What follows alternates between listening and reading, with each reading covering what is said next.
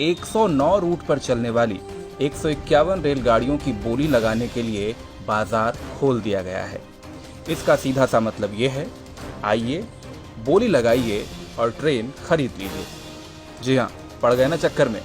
आज़ाद भारत के इतिहास में ऐसा पहली बार होने जा रहा है। धन्य है पीयूष गोयल जी और धन्य है मोदी जी का विजन। अब तक तो हम और आप सिर्फ ट्रेन का टिकट खरीदते आए थे। अब मोदी जी और पीयूष गोयल की कृपा से कोई भी बिजनेसमैन, धंधे वाला आदमी, कोई भी सेठ जी, कोई भी लाला जी चाहें तो पूरी की पूरी ट्रेन रूट समेत खरीद सकते हैं। और अब सवाल यह है कि सेठ जी ट्रेन खरीदने के बाद करेंगे क्या? अब सेठ जी कोई सरकार तो है नहीं जो आपकी सुविधा के लिए ट्रेन चलाएंगे। वो कमाएंगे मुनाफा और हर उस तरीके से कमाएंगे जैसे वो कमा सकते हैं। वाकई तारीफ करनी होगी मोदी जी की। 70 साल के इतिहास में पहली बार ट्रेन की नीलामी होने जा रही है। जो अब तक नहीं हुआ वो पहली बार हो रहा है। जो नेहरू जी तक नहीं कर पाए वो मोदी जी करने जा रहे हैं। वाह मोदी जी वाह। गरीबों का ख्याल हो ना हो, कारोबार करने वाले सेठ जी लोगों का कितना ध्यान है। अब देशद्रोही तो इस पर भी सवाल उठा सकते हैं, लेकिन भाई इस विजन की गहराई को तो समझो कि जब ट्रेन चला के सेठ जी कमाएंगे तभी तो देश में तरक्की और खुशहाली होगी। अब क्या हुआ कि बाद में महंगी टिकट की वजह से गरीब आदमी ट्रेन की टिकट ना खरीद पाए। वैसे भी गरीब लोगों को ट्रेन का सफ़र कहाँ पसंद आता है।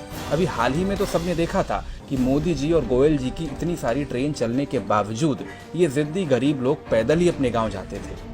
हो सकता है कि यहीं से मोदी जी और पीयूष गोयल जी को ट्रेन को प्राइवेट सेक्टर को बेचने का आइडिया भी आया हो।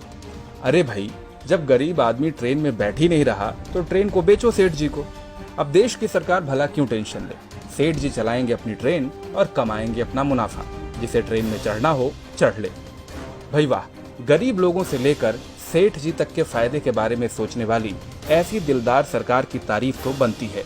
और साथ ही तारीफ बनती है इनके तेज तर्रार एटीट्यूड के लिए भी। एकदम फटाफट अंदाज में 1 जुलाई को मिनिस्ट्री ऑफ रेलवे ने प्राइवेट कंपनियों से प्रपोजल भी मंगवा लिए हैं। भारत सरकार को उम्मीद है कि इससे वो प्राइवेट कंपनियों से करीब 30,000 करोड़ रुपए तक का इन्वेस्टमेंट जमा करेगी।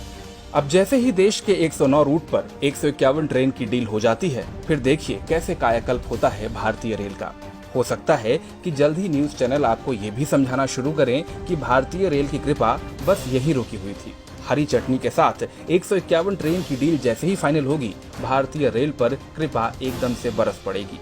खैर, हम तो पत्रकार हैं। हम तो भारतीय रेल के साल 2004 में फायदा कमाने की खबर